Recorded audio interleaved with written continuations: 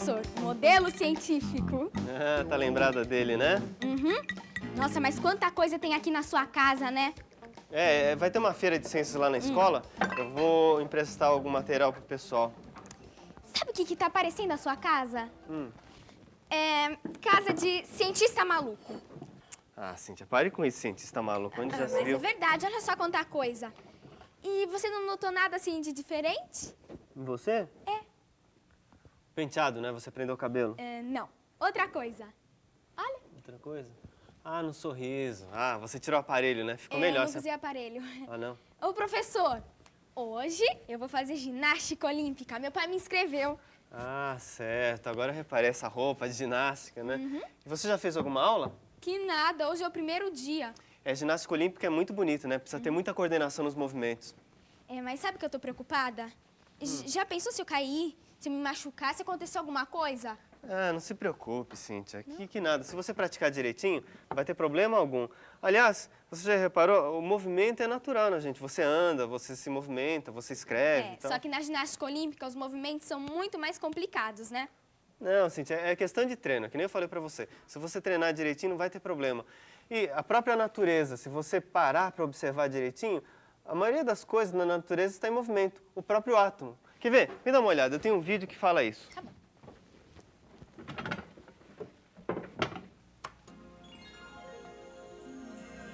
Os elétrons giram a velocidades fantásticas. Na natureza, o movimento em todas as direções e sentidos é o que notamos. Para baixo, fragorosamente, as corredeiras abrem o seu caminho. As ondas do mar avançam e recuam preguiçosamente. No céu, as nuvens são carregadas pelo vento.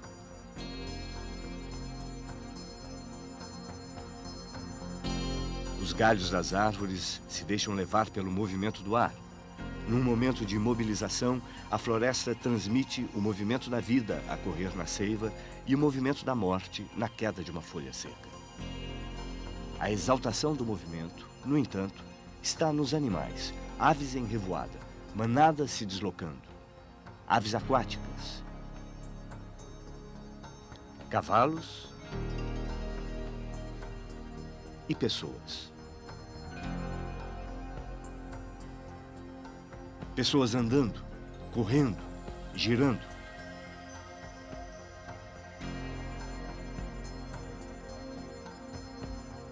Girando como giram os planetas em redor do Sol, como se movimentam os astros no universo. Mas esses são movimentos comuns das coisas. Mas era justamente isso que eu queria mostrar para você, que os movimentos estão na natureza. Mas as nuvens se movimentam daquele jeito por causa do vento. As folhas das árvores também. Os animais andam, tal. Só que nós, seres humanos, não fomos feitos assim para ficar de cabeça para baixo como na ginástica. Isso não entra na minha cabeça. Agora, Cíntia, por mais complicado que seja o movimento, sempre tem uma explicação. Eu vou mostrar para você um dos princípios básicos do movimento, tá? Vamos lá. Só que eu vou precisar de gelo seco que tem aqui na geladeira. Você vai pegar para mim? Tá bom. Vou pegar um pouco de água aqui. Vamos lá. Bom, esse daqui é outro experimento que vai para a feira de ciências. Você sabe o que é gelo seco, né? É gás carbônico, não é? Isso, muito bem. Bom, deixa eu explicar para você esse experimento aqui. Esse recipiente que eu tenho de plástico aqui, você pode fazer com um copinho de plástico. Tá. E aqui dentro desse copinho, não sei se está dando para você ver, tem um tubinho. Tá? Então, esse tubinho, ele passa pelo copo inteirinho e vai sair na base do copo, tá? Tem um furo aqui embaixo. E essa base também é de plástico e bem lisa. Bom, o que vai acontecer? Quando eu colocar o gelo seco aqui dentro, né, nessa região, e colocar um pouquinho de água, o gelo seco ele vai passar do estado sólido para o gasoso, né? E esse gás, o gás carbônico, ele vai sair pelo tubinho e ficar aqui embaixo. Então vai formar uma camada de gás carbônico aqui embaixo. Bom, para que vai servir isso daqui? Para a gente estudar os movimentos, tá? Porque praticamente você tira o contato entre o plástico e a superfície que você vai colocar esse copinho. Então você vai praticamente tirar o atrito, tá? Só vai existir o atrito entre o ar e esse copinho, né? Bom, então vamos lá. Deixa eu mostrar para você o que vai acontecer. Eu vou fazer 2 experimentos com ele rapidamente. Primeiro, eu vou soltar em linha reta. E depois, eu vou girar esse copinho, acho que já tá bom, e vou soltar. Bom, vamos ver o que vai acontecer.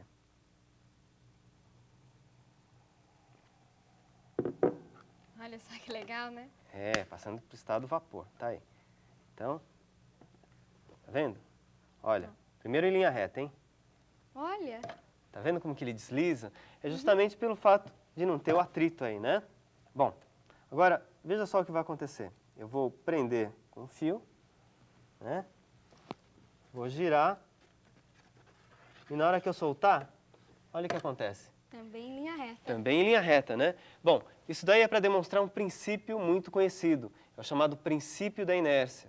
Ele diz o seguinte: toda vez que um objeto tem um movimento, a tendência dele é seguir em movimento. Se não houver nenhuma outra força agindo sobre ele, a tendência é que ele continue em movimento, né? Então tá aí. Por isso que ele sempre segue em linha reta. E quando eu faço esse copinho girar, né? E solto, também a tendência dele sempre é seguir em linha reta. Ele faz a curva porque eu fico segurando com o fio, né? Esse princípio da inércia está intimamente relacionado com a massa do corpo. Quanto maior a massa, maior a inércia dele. Quanto menor a massa, menor a inércia, tá? E a inércia é fundamental porque ela aparece em praticamente todos os movimentos. Porque se o objeto tem massa, ele tem inércia. Então, o seu corpo, por exemplo, fazendo ginástica, tem massa. Então, tem uma tendência a seguir em linha reta, tá? É um princípio fundamental isso daí.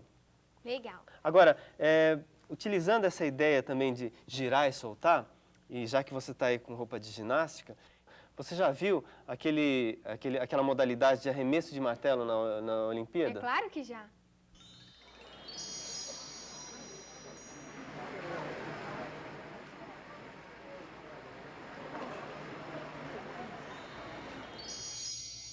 Isso também é exemplo de movimento por inércia? Claro, é bem semelhante a esse movimento que eu fiz, tá? Então, o atleta gira o martelo e solta, e a tendência do objeto é seguir em linha reta. Só que nesse caso, tem a força da gravidade, e o objeto cai, né?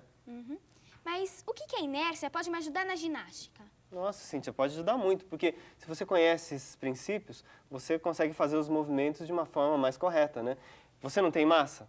Né? Tem. Seu corpo tem massa, então ele tem inércia também, tá? Inclusive, às vezes, a inércia parece até contrariar a gravidade.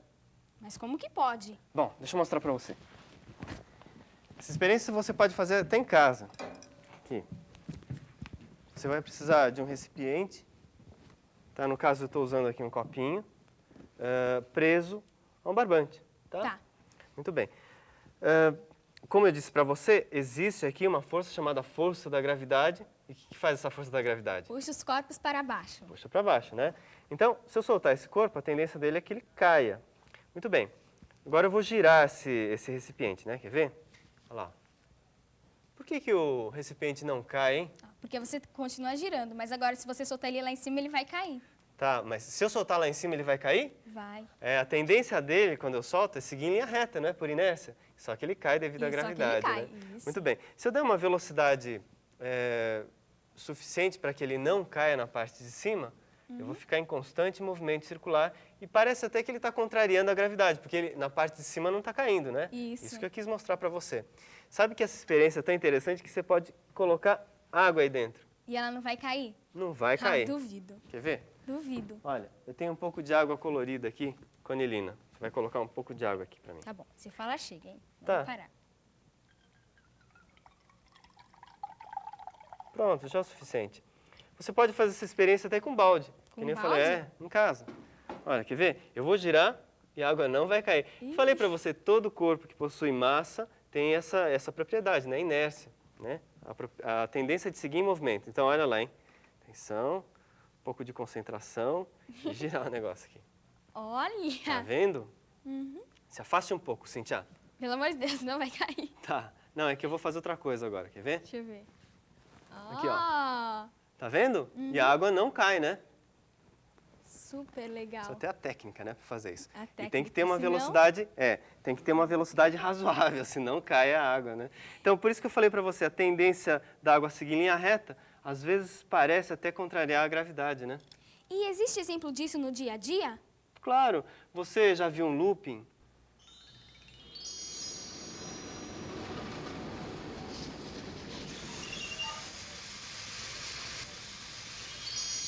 Então quer dizer que a inércia pode contrariar a gravidade? Não, pera um pouco. Não foi bem isso que eu falei, não. Eu falei que às vezes a inércia parece contrariar a gravidade. Mas como que pode? Bom, eu vou dar um exemplo para você. Só que, vamos para lá, deixa eu pegar esse gelo seco. Tá bom. Guardar lá na geladeira. Deixa eu guardar aqui, senão meu gelo seco vai para o espaço, né? Bom, Cíntia, você me ajuda a tirar isso daqui da mesa? Tá bom. Tá, livrar um pouco. Agora, eu vou mostrar para você uma das minhas montagens aqui. Um lançador de projéteis. Nossa. Bonito nome, né? Não, olha, é um revólver, você não reconheceu? Revólver de brinquedo. Ah, de cabeça para baixo. Então, eu coloquei um transferidor, bem grande, né, esse transferidor, para medir o ângulo de lançamento. E eu vou utilizar esse lançador em vários lançamentos, né, de projéteis para estudar a trajetória. Só que nesse caso, eu vou colocar a 0 graus, tá? Bom, aqui eu tenho o dardo que vai ser lançado por esse revolvinho, né? Então, sabe que aqui dentro tem uma mola e quando apertar o gatilho, esse projétil, esse dardo vai ser lançado. Muito bem. Qual é a trajetória? Qual é o caminho que esse dardo vai fazer? Assim, ó. Isso, vai fazer uma curva, né, no espaço, né, essa trajetória.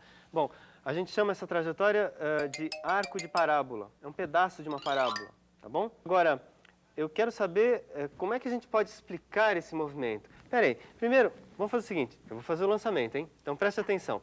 Eu tenho um dardo colocado horizontalmente em relação ao solo, né? E vou lançá-lo. Então, preste atenção na trajetória, hein? Olha lá. Realmente aquilo que a gente havia previsto, né? Isso. Foi uma trajetória parabólica.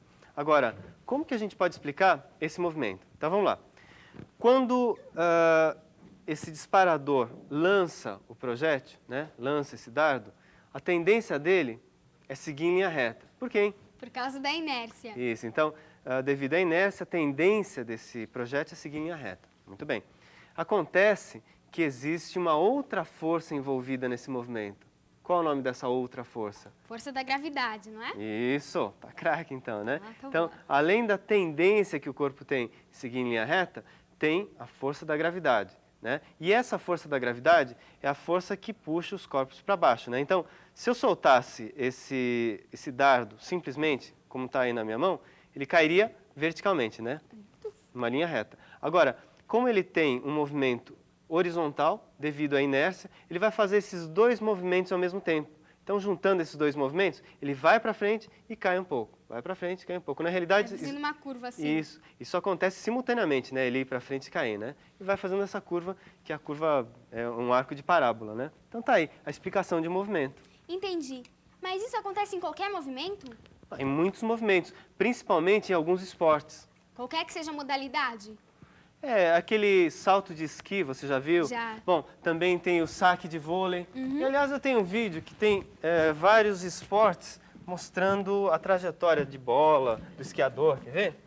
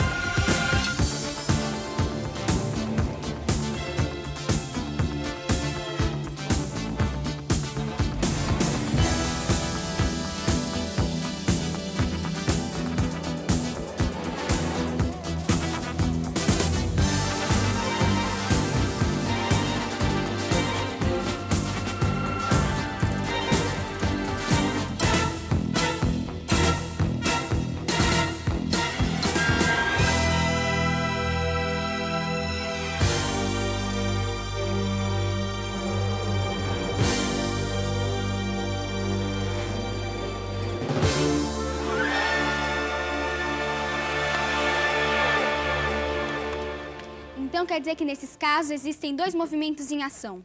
A inércia e o movimento devido à gravidade. Isso. Então, todo lançamento horizontal, ele pode ser decomposto nessas duas parcelas. Parcela devido à inércia e a parcela devido à força da gravidade, né? Tá bom. Bom, existem alguns exemplos de composição de movimento, mas só que eu vou mostrar no outro sistema. Vamos lá. Aliás, esse sistema é bem interessante. Você pode me ajudar a tirar essas coisas daqui, Cíntia? Claro. Bom, aqui atrás. E esse pedaço de madeira. Tem experiência beça aqui, né? Tem um monte. Bom, esse disparador de dardos aqui você conhece, né? É igual da outra experiência. Isso, é o revólver, né? Que vai disparar esse dardo verticalmente agora, né? Agora, esse disparador, ele está preso a um timer, tá? É esse sistema aqui, que se eu soltar, ele vai contar o tempo. Agora, além dele contar o tempo, ele dispara também o dardo. Quer ver? Deixa eu mostrar para você como que isso vai acontecer. Tá vendo? Ele lança esse dardo verticalmente, tá? Muito bem. Esse sistema todo está preso a um carrinho que pode se mover livremente sobre esse trilho. E esse carrinho está preso a um barbante. Agora, dê uma olhada que tem nesse outro extremo aí do barbante. Isso aqui? Isso, essa parte? é um motorzinho elétrico. Agora, veja o que vai acontecer. Esse barbante que está conectado no carrinho está conectado do outro lado no motor elétrico. Isso aqui? Isso. E quando eu acionar o motor elétrico, olha o que vai acontecer. Vai girando, vai Isso. puxando o fio. Puxando o fio, tá? Puxa o carrinho também. Exatamente. Agora, veja só o que eu vou ter. Eu tenho um disparador lançando um dardo exatamente na vertical, tá? Tá. E existe o movimento do carrinho na horizontal. Então, de novo, eu tenho dois movimentos, o de lançamento vertical e o movimento horizontal do carrinho. Muito bem. Aonde que vai cair esse dardo? Atrás, na frente ou no carrinho, hein? O carrinho vai estar em movimento? Isso. Eu acho que vai cair atrás. Ah, bom. Vamos ver. A tendência desse movimento vai ser dada por esse disparo, né? Vamos ver o que vai acontecer agora. Eu vou soltar, então preste bem atenção no que vai acontecer.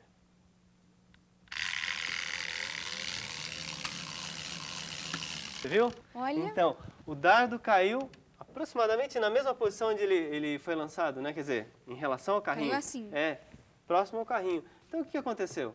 Na realidade, deixa eu explicar de novo. O carrinho estava em movimento, lançou o dardo e o dardo estava em movimento junto com o carrinho, tá? Então, o que aconteceu? A tendência do dardo é seguir em linha reta para lá, junto com o carrinho, né? Então, ele foi lançado, foi em linha reta e caiu em cima do carrinho novamente, né?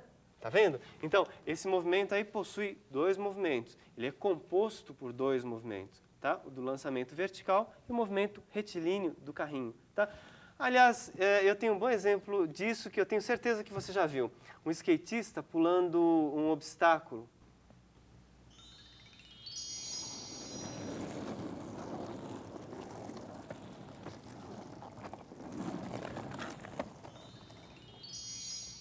Não me diga que nesse caso também existem esses dois movimentos. Claro, o skate ele vai por inércia, né, em linha reta, enquanto o skatista sobe e desce e cai em cima do skate. Ah, então é como se o skatista fosse o dardo, assim? É isso aí, muito bem.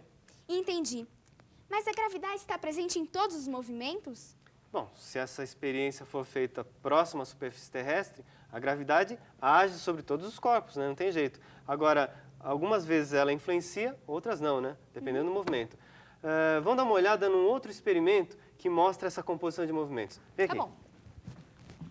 Olha, eu vou utilizar, deixa eu colocar essa fruteira aqui de lado, eu vou utilizar o mesmo disparador que eu utilizei naquele movimento horizontal, tá? Aquele lançamento horizontal. Claro. Então, repare que eu tenho esse transferidor, e agora eu vou usar esse transferidor, e preso a esse disparador, eu tenho um ponteiro. E esse ponteiro vai definir o ângulo de tiro, tá bom? Tá então, bom. por exemplo, olha, se eu colocar esse ponteiro aqui, ele está formando 30 graus em relação à horizontal, tá? Se eu colocar em outras posições, eu vou ter outras angulações. Tudo bem? Tudo bem. Bom, então vamos lá, deixa eu colocar esse dispositivo aqui atrás. Vou fazer assim, vai dar para você medir o ângulo, né? Bom, quando a gente lança um objeto obliquamente, que é esse caso, a tendência desse objeto, a tendência dele, é seguir em linha reta. Por quê, hein? Por causa da inércia. Isso, então a inércia sempre está presente, né, nos movimentos. Então a tendência desse dardo é seguir em linha reta. Mas ele segue em linha reta? Não, depois de um tempo ele cai, vai caindo, caindo, caindo. Na realidade, depois que ele saiu, assim que ele saiu do disparador, ele já vai sofrendo, já vai fazendo uma curva. A trajetória é chamada trajetória parabólica, tá? E ele cai devido à gravidade, tá? Então, na realidade, de novo, eu tenho dois movimentos. Então, eu posso decompor esse movimento total em duas parcelas. Uma parcela vertical, né, que vai sofrer a ação da gravidade, e uma parcela horizontal, que é a tendência dele seguir por inércia, né? Muito bem. Eu vou fazer alguns disparos e vamos tentar ver o que vai acontecer aí, né? Deixa eu armar aqui o disparador. Eu vou fazer o primeiro disparo com 30 graus, tá? Tá bom. Então, preste atenção, hein? Em que região que esse dardo caiu? Mais ou menos aqui, assim. Tá, eu vou marcar isso aqui com uma fitinha. Bom, na realidade, a precisão desse experimento aqui, ela fica um pouco comprometida em função da mola que está disparando, porque nem sempre esse revolvinho está lançando o dardo com a mesma velocidade, tá? Bom, vamos tentar agora a segunda situação. Só que em lugar de 30 graus, eu vou disparar esse dardo com 60. E vamos ver o que vai acontecer. 60 graus, hein? Olha lá. Olha. Onde caiu? Aqui. Caiu bem próximo, né? Bem próximo. Eu pensei que ia cair longe. Então, agora, veja só.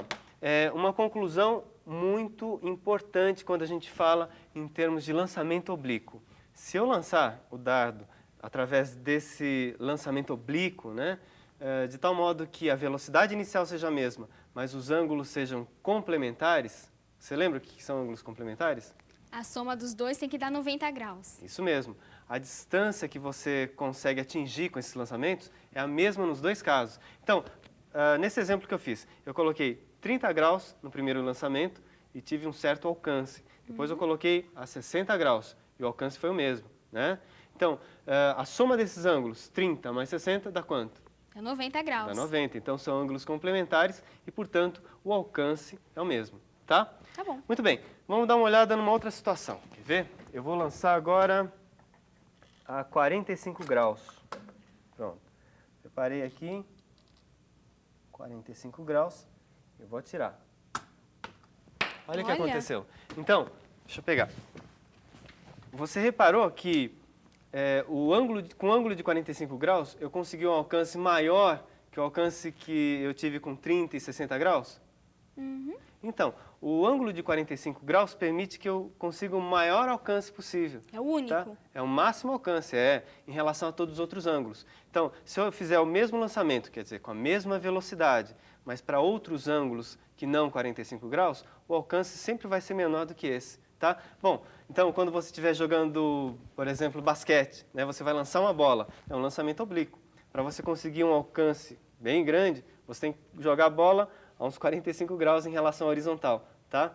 Quando o jogador vai bater uma falta, a bola está parada no chão, ele chutou, também é um lançamento desse tipo, oblíquo. Né? E para conseguir o máximo alcance, 45 graus em relação à horizontal. Tá? Olha, eu não imaginei que tivesse tanta coisa para se aprender quando se fala em movimento. Pois é, mas não é um bicho de 7 cabeças, né? Não, até é facinho.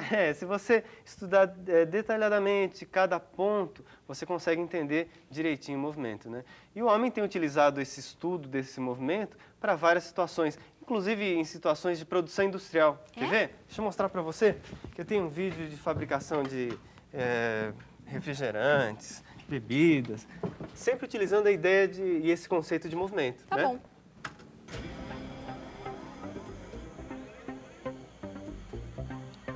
Os motores transformaram a energia em movimento, que passou então a trabalhar para o homem em inúmeras situações. O aperfeiçoamento de motores e máquinas possibilitou seu uso nas mais diferentes atividades. A tecnologia, hoje, se encontra num estágio em que muitas vezes substitui a mão de obra. É o caso de equipamentos industriais, capazes de realizar todo um processo de produção apenas por seus próprios movimentos automatizados.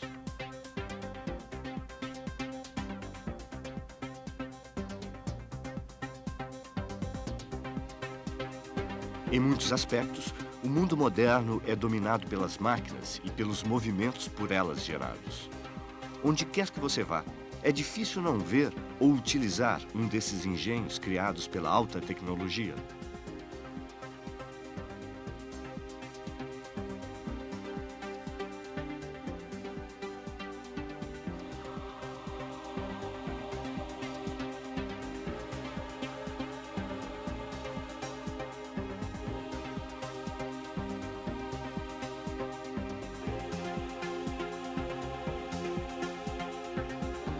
As escadas rolantes e o metrô são exemplos práticos de movimentos a serviço da humanidade. Desse jeito fica muito mais fácil de se entender o que são os movimentos. Agora, eu posso verificar se você entendeu tudo mesmo? Ué, mas como? Respondendo o teste aqui pra mim. Vamos lá. Devido a que um objeto em movimento tende a se manter em linha reta e com a mesma velocidade. Devido à inércia.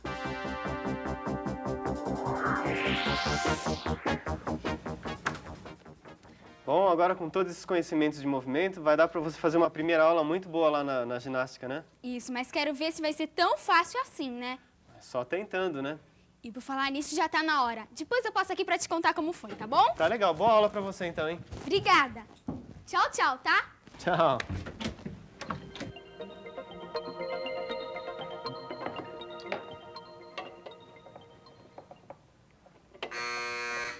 Pode entrar. Oi, professor. Oi, Cíntia, tudo bem? Tudo bom? Ué, você não deveria estar na ginástica essa hora? Que nada. Eu resolvi aderir a outro movimento. Ah, é? Que movimento? Yoga. Yoga é legal, mas é ginástica. O que tem ela? Seu pai pagou um dinheirão pelo curso inteiro que você... Mas não tem problema, não. Eu falei com o técnico e ele falou que eu poderia inscrever outra pessoa em meu lugar. Bom, menos mal, né? E quem você escreveu? Você. Eu?